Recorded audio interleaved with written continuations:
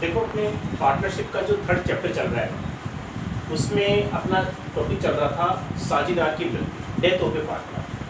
तो इसका मैं आज आपको क्वेश्चन बता रहा हूँ। इसका लास्ट न्यूमेरिकल क्वेश्चन है 14 और लास्ट जो न्यूमेरिकल क्वेश्चन है पेज नंबर 155 पर, उसमें 3 पार्टनर है ए बी सी और इनका लाभ हानि का अनुपात है 3-2-1। इसमें दे रखा आगे कि 30 जून को बी की मृत्यु हो गई। खाते हमने 31 मार्च को तैयार किए थे और 30 जून को मृत्यु हो गई 3 महीने के बाद। तो 3 महीने के बाद में मृत्यु हो गई है, तो इसका मतलब है 3 महीने तक का उसका लाभों में हिस्सा, पूंजी पर ब्याज और उसका जो भी हिस्सा बढ़ता है जो क्वेश्चन में दे रखा है वो हमारे को ज्ञात करना पड़ेगा 3 महीने का। तो इसमें प्रश्न में दे रखा है कि केवल बी का ही पूंजी खाता बनाना है, तो हम बना लेंगे बीस कैपिटल अकाउंट। तो वैसे एग्जीक्यूटर्स अकाउंट बढ़ता है क्योंकि मृत्यु हो गई है तो उसका जो उत्तराधिकारी है उसको भुगतान किया जाता है, तो हम ऐसे लिख सकते हैं बीज एग्जीक्यूटर्स अकाउंट। तो पार्टनर्स कैपिटल अकाउंट जब बी का बनाएंगे तो इसके सीआर साइड में सबसे पहले उसकी पूंजी का प्रारंभिक शेष।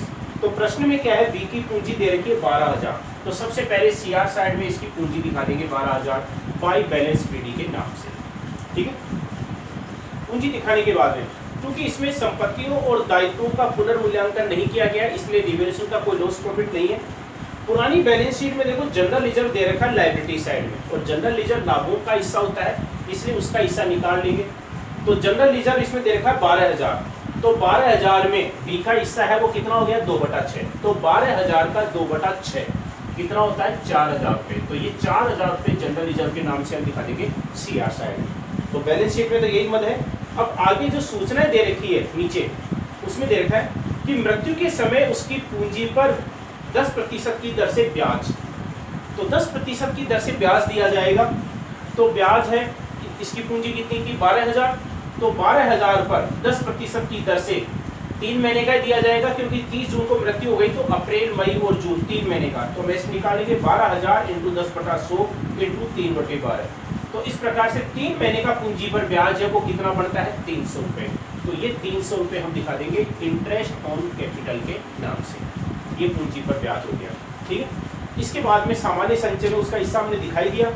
फिर दे रखा है इसमें तीसरा पॉइंट कि बीच की अवधि के लिए, बीच की अवधि कौन सी 3 महीने की, उसका लाभों में जो हिस्सा है वो कैसे होगा विक्रय पर आधारित है। और विक्रय पर कैसे ज्ञात करेंगे कि बिक्री की जो गणना है 1,20,000 की गई है, यानी कि ये जो 3 महीने थे इन 3 महीने में फर्म की टोटल सेल्स है वो हुई थी 1,20,000। और लाभ कैसे ज्ञात करेंगे, इसमें देखा कि लाभ की जो दर है विक्रय पर 10% है।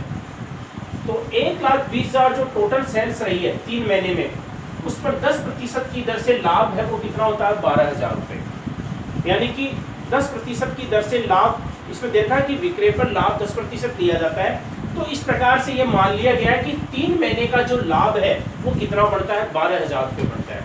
अब 12,000 रुपये का जो लाभ बढ़ता है उसमें तीनों का हिस्सा है, हमारे को केवल बी का हिस्सा ज्ञात करना है। तो 12,000 में बी का हिस्सा कितना है 2/6, तो 12,000 का 2/6 कितना होता है 4,000 रुपये। ये 4,000 रुपये उसका लाभों में हिस्सा है वो ज्ञात कर लिया जाएगा बाई P&L एडजस्टमेंट। ब्रैकेट में हम लिखेंगे शेयर इन प्रॉफिट। ठीक है, तो ध्यान रखना इसमें प्रश्न में दे रखा है कि लाभों की गणना है बिक्री पर की गई है और बिक्री जो है उन 3 महीनों में 1,20,000 थी और लाभ की जो दर है 10%, तो 1,20,000 का 10% हमने निकाल लिया। तो 1,20,000 का 10% 12,000 रुपये होता है और 12,000 रुपये होता है 3 महीने का लाभ। तो 3 महीने के जो लाभ उनमें तीनों का हिस्सा है, तो तीनों का हिस्सा इसमें बी का हिस्सा 2/6, तो 12,000 का 2/6 कितना हो गया 4,000 रुपये। इस प्रकार से इसका लाभों का हिस्सा है वो ज्ञात कर लिया जाएगा। लाभों में जो हिस्सा है वो तो हमने ज्ञात कर लिया है।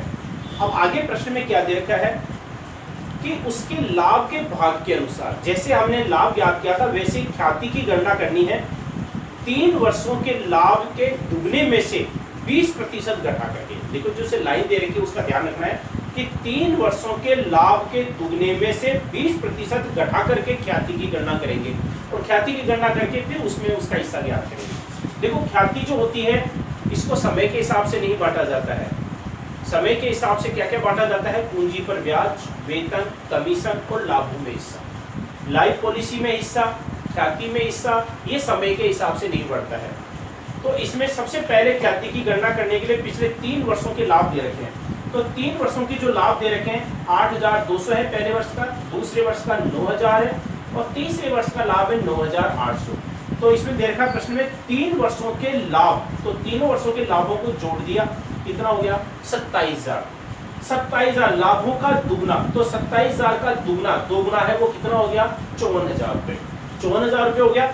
अब इसमें दे रखा है कि दुगने में से 20% घटा करके, तो दुगना 54,000 है, 54,000 का 20% निकाल लेंगे और 54,000 का जो 20% है वो कितना होता है 10,800। तो 10,800 होता है, तो 54,000 में से 10,800 है ये लेस कर देंगे।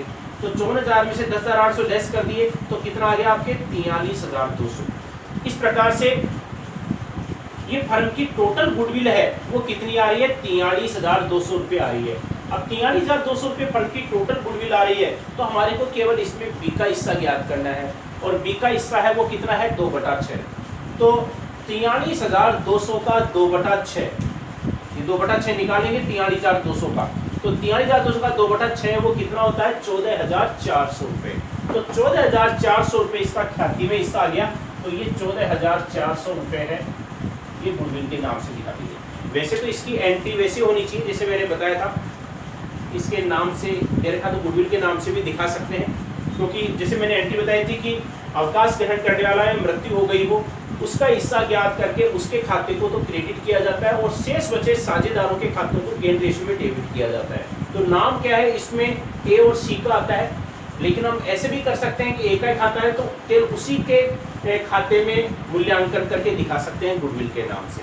तो ये गुडविल के नाम से इसका ये पैसा आ जाएगा। अब प्रश्न में क्या दे रखा है कि निवेश को सममूल्य पर बेच दिया गया और उसका भुगतान कर दिया गया, यानी कि इसको जितना भुगतान करना था वो हमने नकद भुगतान कर दिया है इन्वेस्टमेंट को सेल करके। तो कितना भुगतान करना था इसके लिए देखो अब हम टोटल लगा लेंगे।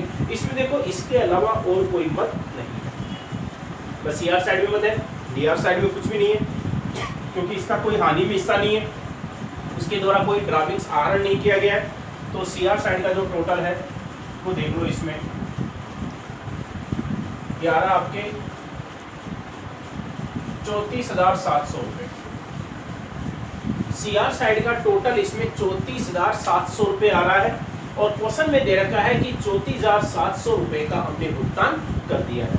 तो इसको हम क्या करेंगे टू बैंक या कैश के नाम से हम दिखा देंगे 34,700। ठीक है, ये आपके इसका टोटल आ जाएगा। इसमें आपके ये जो क्वेश्चन था इसमें कोई ज़्यादा एडजस्टमेंट नहीं थे। तो ये जो मैंने आपको बताया था इसका 14वां जो न्यूमेरिकल क्वेश्चन पेज नंबर 155 पर ये कंप्लीट हो गया है।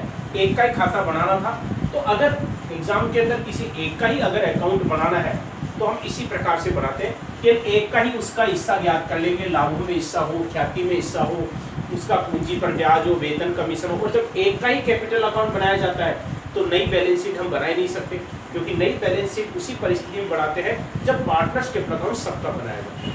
तो इसमें एक का पूछा गया था तो एक का ही खाता बनेगा और इसमें तो रिवैल्यूएशन अकाउंट भी नहीं है, इसलिए के लिए इतना सही होगा। तो ये क्वेश्चन जो मैंने बताया था इसको एक बार आप फिर से रिपीट करें।